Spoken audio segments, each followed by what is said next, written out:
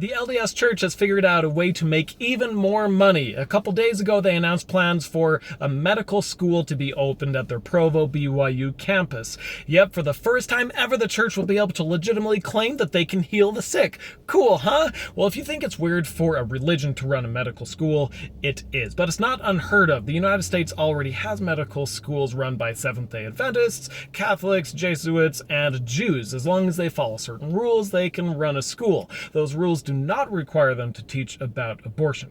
But while future BYU medical students will likely not be performing any abortions, they will probably learn all about it. You see, BYU does not plan on having an associated hospital like the University of Utah's medical school does. So their interns and residents will be going to all sorts of other clinics, both in and out of Utah, for their clinical experience.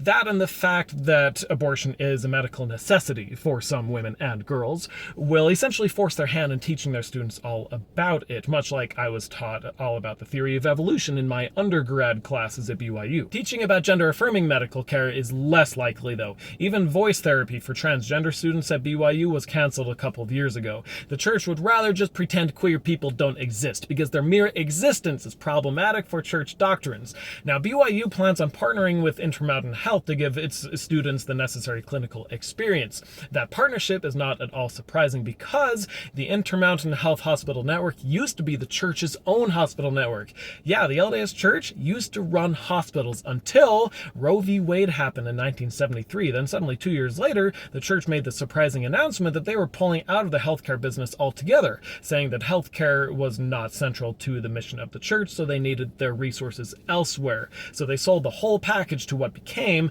Intermountain Health.